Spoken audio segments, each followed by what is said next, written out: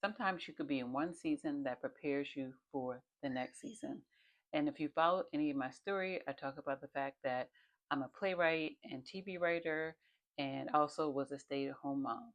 And so during the time I was a stay at home mom, my husband ran a successful company where he traveled a lot. He was gone for months at a time, and sometimes in other countries. And before I even had backtracking, before I even had kids, sometimes I would go travel with with him. I would bring my sister, and we would obviously enjoy the different places. He was invited to Morocco, Italy.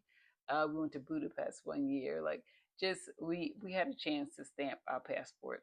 But yes, story. You need something?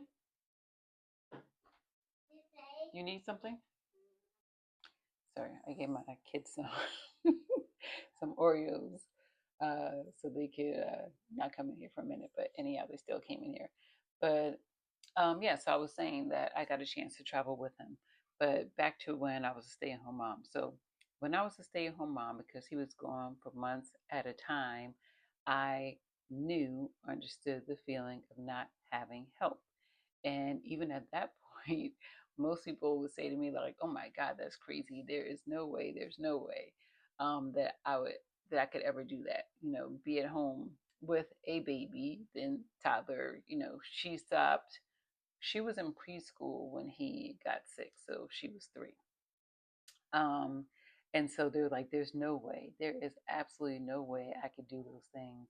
But when you get used to something, like I had got accustomed to him being gone for months at a time, so I had to figure out. Now they're fighting over the Oreos.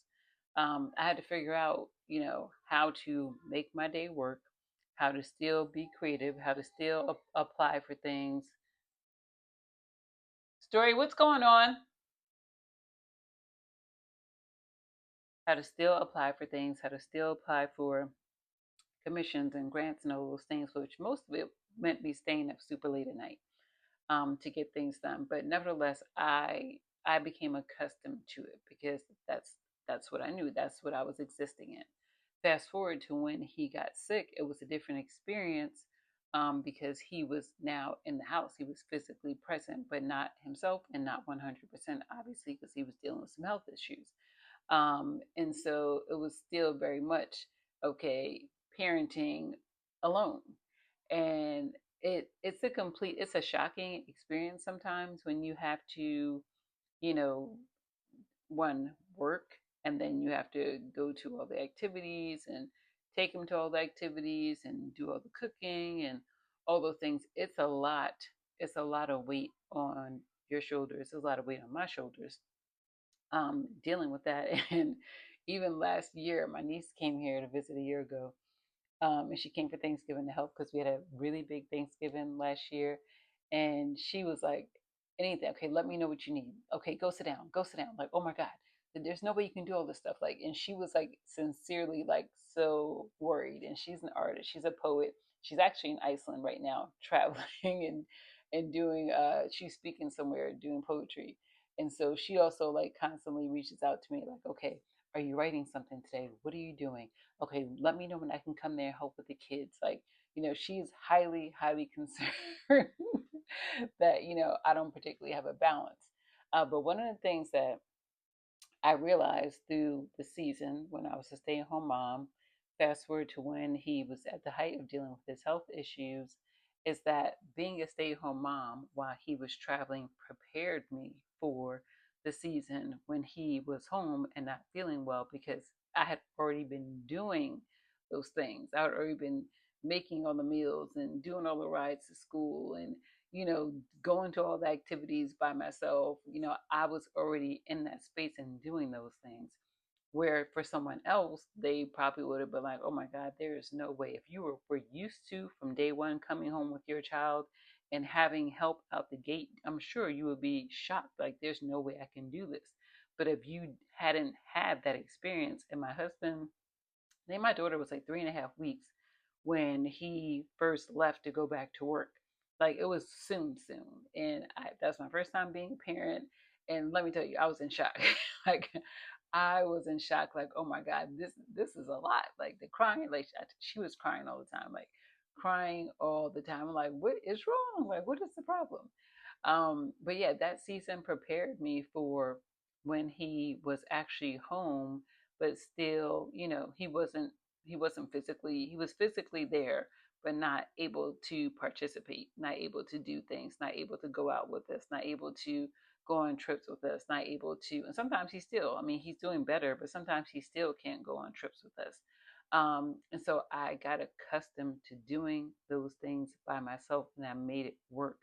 But had I not had that season of him being away and me being a stay at home parent, although it was different because I only had my daughter, in 2023, when he got sick, I was pregnant with my son.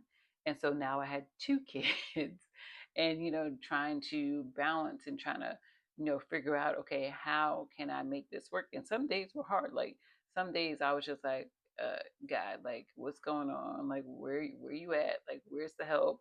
Like some days were just emotionally draining to where I just felt like depressed and I felt sad. Like I don't know how I'm going to particularly get through the day and make things happen. Yes, August. Why do you need this? Why do you need this? Yeah, he's trying to get me to open up a fruit snack for him. Why do you need this? I thought you were eating an Oreo. Why do you need it? Do you want another Oreo? Okay. I'll give you one more, okay? Yeah, and then I'm gonna start making dinner, okay?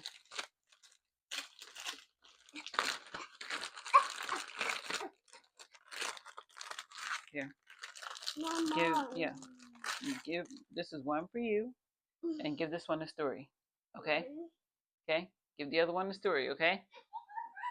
He's probably gonna keep both for himself. But yeah, if I hadn't gone through that season of being a stay-at-home mom while he was traveling and gone for months at a time, then I would. There's no way that I wouldn't say there's no way.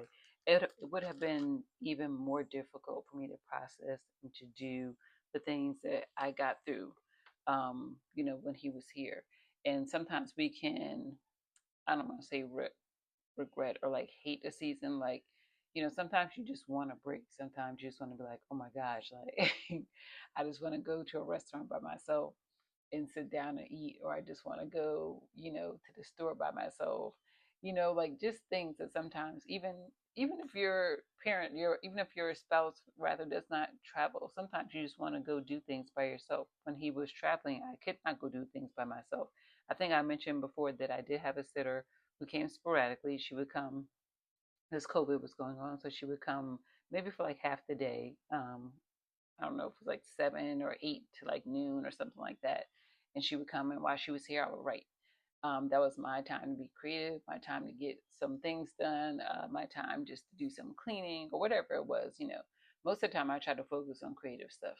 And of course, I would do my creative writing at nighttime. But yeah, I just got accustomed to having to do the things by myself. And like the season of being a stay-at-home mom was hard. I don't think stay-at-home moms get enough credit. I don't care if your spouse comes home at 5 o'clock. Because guess what? When they come home at 5 o'clock or 6 o'clock, they've been working all day. I'm sure they're tired. I'm sure they're not ready. Just, oh yeah, hand the kid off to me. You're like, all right, let's switch. I'm sure they are beat because they've been at work all day. So the stay-at-home moms who not getting enough credit. I always say stay-at-home moms should have a 401k or something waiting for them when they are done. But there's nothing waiting for stay-at-home moms. Like there's no 401k. They haven't been accruing money while they've been, at home taking care of the kids. Like their career and their, bank accounts, so to speak, stop. And they're dependent upon someone else. But back to like questions I asked myself even then when I was a stay-at-home parent, like, oh my gosh, why am I going through this? Why can't he just be home? He needs to quit that job. Like, this is too much. And, you ask yourself these things and then fast forward to when he was at the height of his health issues and he had to leave his company, closest company, and be home, but still not be able to physically, participate and help and, be the, other partner who's basically helping out, like, most marriages are. It that question reminded me of the season that I am currently and was at the height of at that time.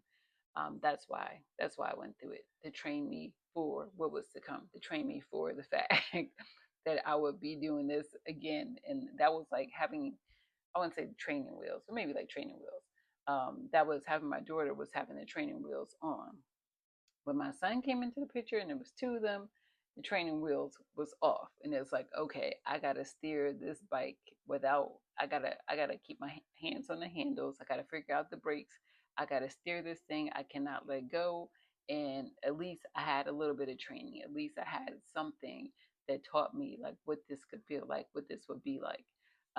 So yeah, like that's been my experience, from stay-at-home mom to working mom to going through seasons and just trying to figure out and process, like, why am I going through this? Why is this happening? Why? A lot of whys. Why? But at the end of the why, like, I realized it was training me for the season that I was entering. And like I said, I'm coming out of that season. My husband is doing better. He still has health issues, as it relates to his time in the military, but he is doing better. So I'm grateful for that. And I'm grateful, like I said, most of all, that I have two beautiful kids that I fought for, that I wanted, that I desperately wanted to be a mom after dealing with infertility for 7 years. And so I always say motherhood is the best hood, because it is like, I love it here. I love being a mom. But sometimes, you also want to talk through things. You want to talk about your experiences with other moms, with other parents, and be like, oh, have you gone through this? No, have you gone through this? Well, I haven't gone through this, but hey, I've been through this. Maybe I can give you advice about that. And so that's what I find myself doing often, is like trying to connect with other moms. Like, I was at my daughter's school last night talking with another mom friend, and just like, we have to be a community. We have to lean on each other and share our experiences with each other, so that we can help someone else who may end up on our path, or they may end up on a different path that you're trying to get on.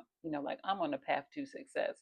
I'm on the path to, having multiple streams of income and not being regulated to having just one job. And of course, getting back into my creative industry and all those things. I'm on the track to finding me, to getting back to, not just mom. Being a mom is part of my identity, but being a creative and just being an individual is part of my entire makeup. And so I'm trying to pull and get back to the pieces of me to bring myself back together, while I'm also doing all the things and parenting and passing out Oreos, which, like I said, my son probably did not share it with his sister.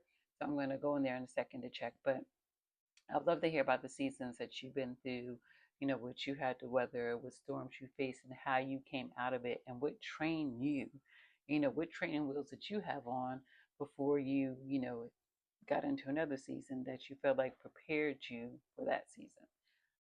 Yeah, I would love to know.